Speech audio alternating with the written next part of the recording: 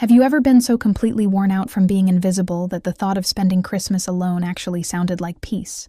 Not lonely, just peaceful. No pretending, no fake smiles, no performing gratitude for leftovers of affection. That was me this year. Exhausted, empty, and finally done pretending. So when my golden child brother sent me a text, not asking, but demanding that I watch his kids for a week while he and his wife jetted off on a Caribbean cruise, something inside me finally broke loose. I didn't argue, I didn't explain, I didn't overthink. I just typed 2 simple letters that would flip my world upside down. No. Those 2 letters set off a storm I didn't see coming. It tore our family apart. But for the first time in my 30 years of being everyone's afterthought, I finally felt free. If you've ever been the scapegoat of your family while someone else was treated like a hero, you'll understand this story better than you think. My name's Heather, and for as long as I can remember, I was the Wilson family's backup plan. The dependable one, the responsible one, the invisible one, the person they called only when something needed to be done, never when something good was happening. Let me show you what Christmas looked like growing up in our house. Picture this. A living room that could have been mistaken for Santa's workshop. Wrapping paper everywhere, blinking lights, and a mountain of shiny gifts stacked so high it nearly reached the tree's top star. But all that sparkle and joy was piled on one side of the room. David's side, my brother, the golden boy. He'd tear through his presents like a mini tornado. Ribbons flying, paper ripping, laughter echoing as my parents snapped picture after picture of their perfect son. And then there was me, sitting quietly on the floor, cross-legged, smiling politely beside a modest pile of 3 small gifts, a sweater that didn't fit, a book I never asked for, and maybe a cheap trinket just so I had something to open. I'll never forget Christmas when I was 12. There was nothing for me under the tree. Not one gift. When I finally asked why, Mom sighed like I'd asked something ridiculous. "Oh, honey, be grateful you don't have the pressure your brother has," she said. He has such high expectations to live up to. That word, pressure, was her favorite defense. The new clothes? He has to look nice at school. The new phone? He needs it to stay connected. The money for sports, dates, or movie nights? He's under so much pressure, Heather. But from my seat on the other side of the tree, pressure looked a whole lot like privilege. David was praised for breathing, while I was lectured for wanting attention. When he brought home D's, Dad smiled and said, "You'll do better next time, champ." When I brought home straight A's, Mom barely looked up. "That's nice, sweetie. Can you set the table?" That was my childhood, living in the shadows of the golden boy. Over time, I became the family's personal multi-tool. Babysitter, maid, chauffeur, therapist, you name it. When David wanted to throw a party, I was the one watching his friends. When the party was over, I was the one cleaning up the mess. When his car broke down in the middle of the night, it was me driving across town in my pajamas because, of course, I didn't have plans that mattered. For 3 decades, I played my role perfectly. The good daughter, the quiet one, the reliable one who never said no, even when it meant sacrificing my own life, my own time, my own happiness. I told myself that's what family meant. That love was something you earned by being useful. That maybe if I just kept saying yes, one day they'd see me for who I really was. But this Christmas, everything felt different. I sat alone in my 1-bedroom apartment while my family probably laughed around Mom's dinner table without even noticing my empty chair. The radiator groaned in protest at the cold. I lit a small candle, not for Christmas spirit, just to make the place feel less hollow. That's when my phone buzzed. It was David. No Merry Christmas. No how are you. Just, you're watching Emma and Jake next week while Sarah and I cruise the Caribbean. Flight's Tuesday. No question mark. No please, just assumption. That was David in a nutshell, entitled, careless, confident that I'd always bend. His twins, Emma and Jake, were adorable but wild. 7 years old and powered by chaos. A full week with them meant no sleep. No quiet, and definitely no thanks. David and Sarah made good money, but paying me for babysitting had never once crossed their minds. I stared at that message for a long time. Every part of me, the obedient, soft-spoken version of myself, wanted to type, "Sure, no problem."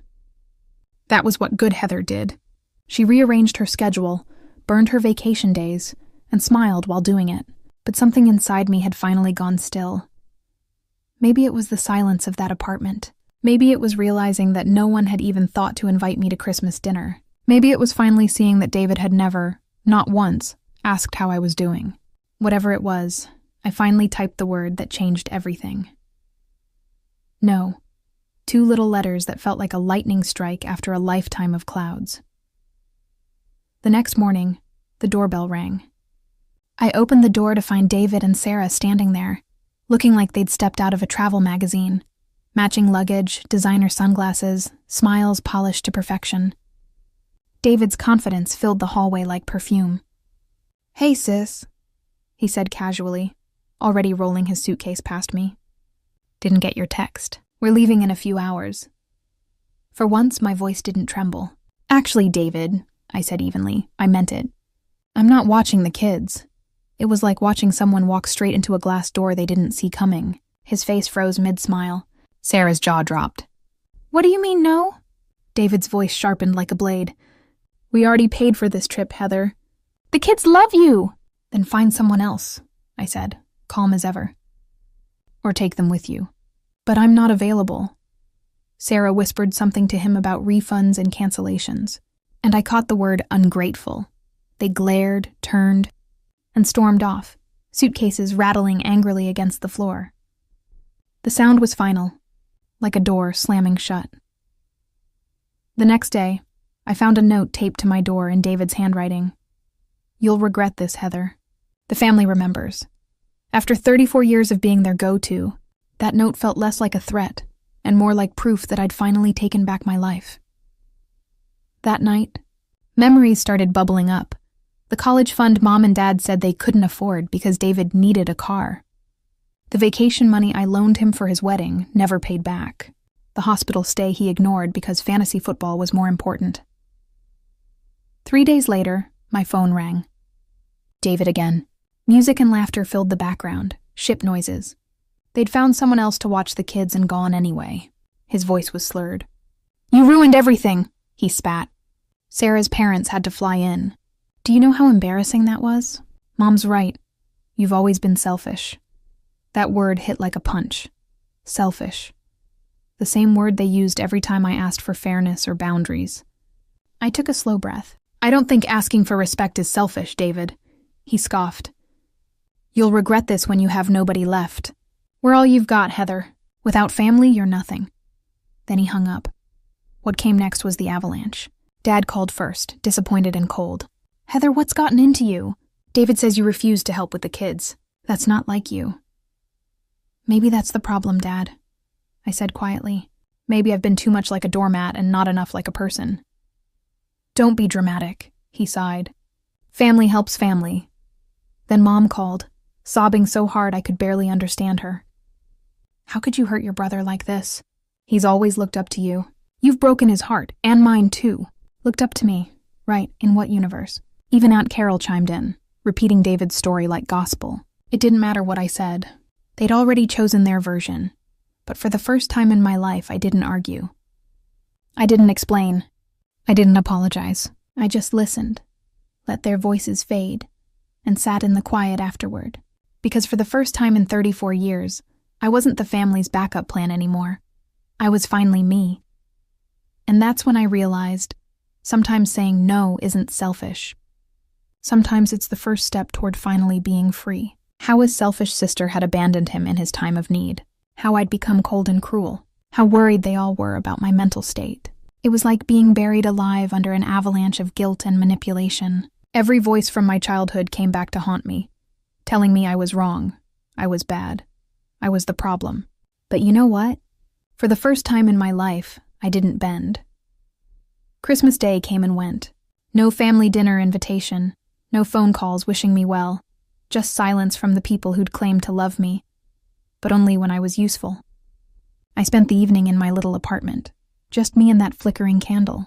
The radiator kept making its old building noises, but somehow they didn't sound lonely anymore. They sounded peaceful. I thought about all those years I'd begged for a seat at their table when I could have been building my own life instead. All the energy I'd poured into earning love that was never really there. All the pieces of myself I'd given away, hoping someone would finally see me as worth keeping around. Sitting there in the quiet, I realized something profound. I wasn't the selfish one. They were. They'd taken my kindness and twisted it into obligation. They'd taken my love and turned it into a weapon against me. When I blew out that candle before bed, the room went dark. But inside me, something bright and strong had finally turned on. For the first time in 34 years, I didn't regret standing up for myself. 6 months later, I haven't heard from any of them. My phone is quieter, but my life is fuller. I've made real friends, people who value me for who I am, not what I can do for them. I've taken that vacation I always wanted. I've started saying no to things that don't serve me and yes to things that do. Sometimes love means letting goof people who only see you as useful. Sometimes the family you build is better than the one you were born into. If this story hit home for you, you're not alone. Hit that like button if you've ever felt invisible in your own family. Subscribe if you believe everyone deserves to be valued for who they are, not just what they provide. And drop a comment. I want to hear about the moment you finally stood up for yourself. What was your no moment? Remember, you don't owe anyone your peace of mind, not even family.